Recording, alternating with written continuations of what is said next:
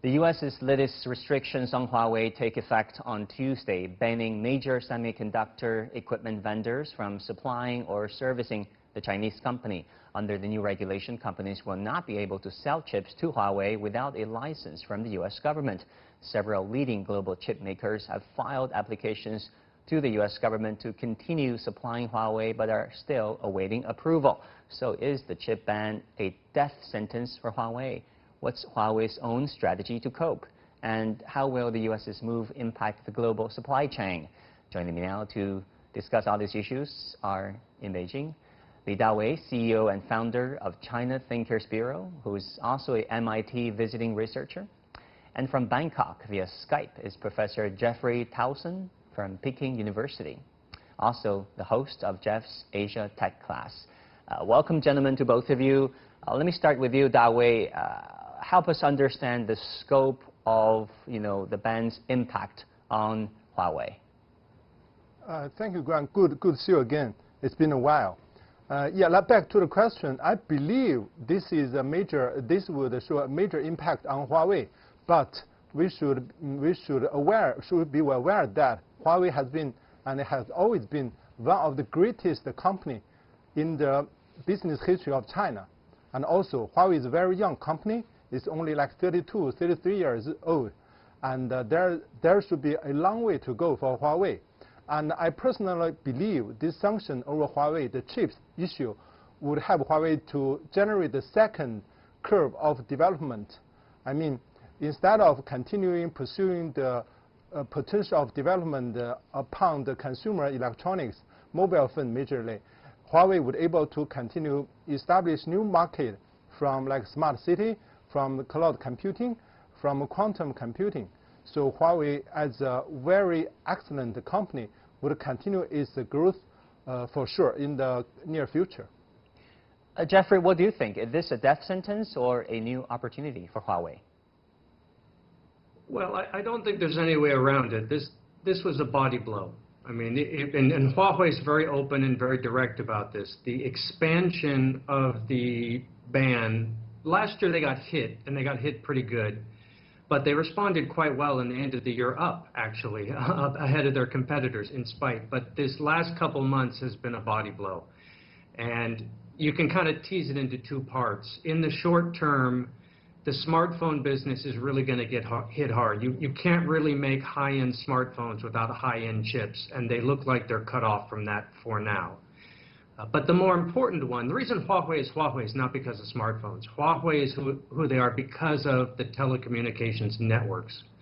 And that's their future more than anything else. So I think all eyes have now turned to, can they continue to build their telecommunications network, the 5G network, in China to begin with, and then beyond that. That's really their path forward. And then smartphones, okay, maybe you're going to take a hit here and there. But, their future's not there. It's with the telco networks. Well, Dawei, we understand that all of Huawei's main products, like smartphones, 5G equipment, network gears, and some cloud computing services, all rely on chips. And Huawei has admitted that it is running out of chips. I mean, how can these sectors survive without access to very fine chips? Thanks, Guan. I believe the real competitive edge of Huawei is not the production of a leading-edge mobile phone like a P40 or M40, whatever. But in fact, the real competitive advantage of Huawei is the structure. So the HR, the talents, there are 200 most talented technicians and professors, scientists within Huawei. Also, in addition to that, I just looked at the book of last year. Huawei still have like a 30 billion RMB cash reserve, which I think is relatively equal to the country Luxembourg or the city of Macau. So Huawei is able to smoothly transform to another company within like 6 months, 18 months to become another competitive company for sure. So Huawei has a talent, has a cash. So chips is not the most important thing. So let me finish.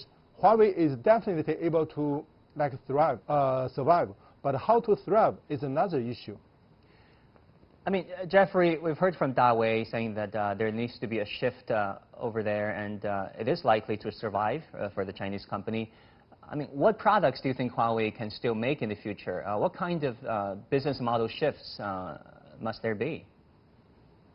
Right. A lot of attention has turned to SMIC now, which is, you know, they're one of the other main foundries for manufacturing chips. Huawei is actually quite good at designing chips. They have HiSilicon, which they founded, you know, 30 years ago.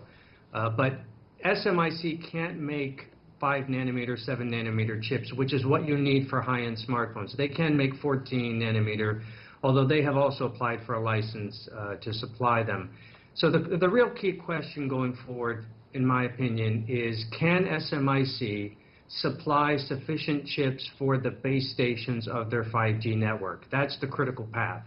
Everything above that, you may rise, you may fall, you may have a good year, you may have a bad year, but you know, you have to keep building up the telco networks. And it's a question of how good do those chips have to be, and how close is SMIC to doing that. And they're I mean, I don't want to make the call on that because that's beyond my technical ability, but I suspect they're relatively close. That's a guess, though. That's beyond my ability. Right. And then Dawei, well, we're in an interconnected world, no doubt. How big a blow is the move on, I mean, global chip makers? Because lots of them, like Qualcomm, they sell a whole lot of chips to Huawei. Yeah, there is excellent report early this year. So the sanctions over Huawei also makes lost of profit to the U.S. and the U.K. Chip makers and TMT manufacturers. I believe the exact number would be $35 billion, which U.S. account for like 80%, U.K. account for another 18%, something like that. So this is a strategy not only hurting the competitive edge of Huawei, but also not good for the manufacturers on the other side of the ocean. So my most optimistic guess would be this sanction would be smoothly settled down in recent years, maybe in 6 months or something like that. So the sanction would stop soon. That's my optimistic guess. Right.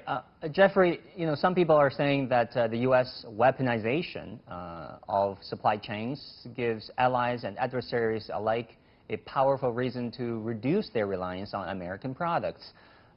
Do you think that's likely to happen? I mean, will the U.S.'s me or Huawei strategy work with its allies? Yeah, I mean, the near-term situation for Huawei is pretty unpredictable. I mean, they're a very well-run ship that's caught in a large storm that's really not their making. It's a geopolitical event. But longer term, we can actually kind of get a sense of what's going on. Every tech company in China, every tech company in Asia has paid attention to the fact that the U.S. government has used technology supply chain as a point of leverage. No CEO has not noticed that. So you're going to see not this idea of China or the U.S. are going to be independent and supply their own, because technology is too complicated. But we're going to see alternative supply chains. No one wants to be too dependent anymore. And so we'll see multiple supply chains emerge over time where no country will have this much control, whether it's China or the U.S. or anyone.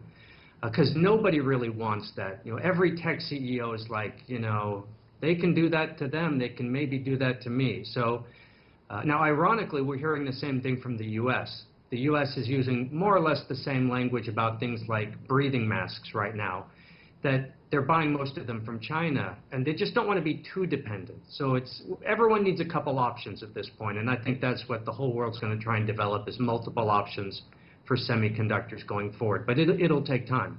But correct me if I'm wrong. I mean, back in the old days, like you said, there are entrenched interests in the U.S. People lobbying, especially the business community, lobbying for, you know, engagement with China, and a lot of the representatives of lobbying power come from the business community. But these days, it seems like they're no longer there. I mean, Dawei just said that in 6 months, hopefully this issue will be settled.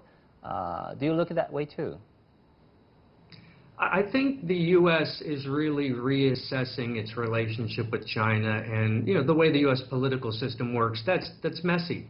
You know, it's a lot of sort of figuring things out. And that's kind of what the U.S. is doing right now. But definitely your point I agree with, that the business voices, which used to be the primary voice when it came to the U.S.-China relationship, I mean, that's really what people talked about, was the economic aspects. That is not the only voice now, and it doesn't appear to be the largest voice right now. So there's a lot going on with the U.S. and China, and I think things will settle down probably after the election, and we'll get more of a predictable posture from the U.S. But yeah, we're not there yet, and especially with Donald Trump is known to be a little unpredictable anyways, so there's always that factor. Yeah, I mean, Dawei, do you have anything to add? Yeah, let me explain why I say 6 months rather than 7 months. Because there are 3 months to the election, and another 3 months in addition to that to the new president inaugurement. So I believe whoever be elected as the new president of the U.S. would have a clearer and stable business strategy towards China and the rest of the world. So the current challenge is not only the chips, but the uncertainty of the future.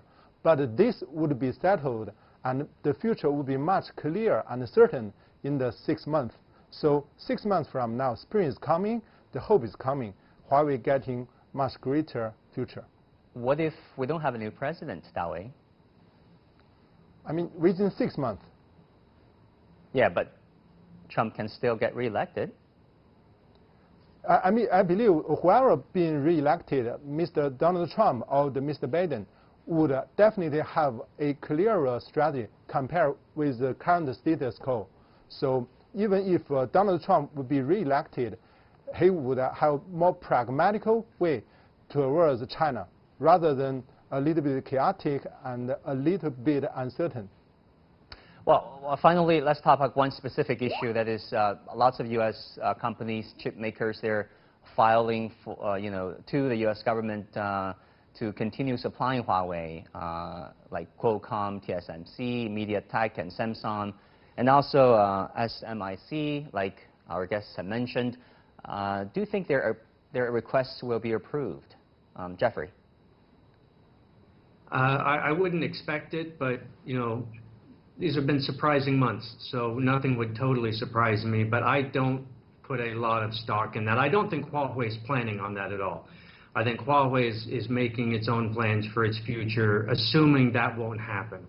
I mean, they would have to be prudent, but you never know. I mean, it's SMIC, TSMC, MediaTek, quite a few of them have applied, and the process doesn't appear to be moving very quickly.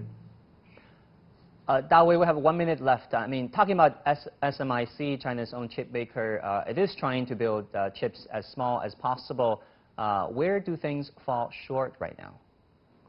I don't know the most specifics of the SMIC, but I personally, after my observation, there are 20 or 30 FAB factories going on established in the mainland China, and the government giving a huge amount of investment towards TMT, the chips industry.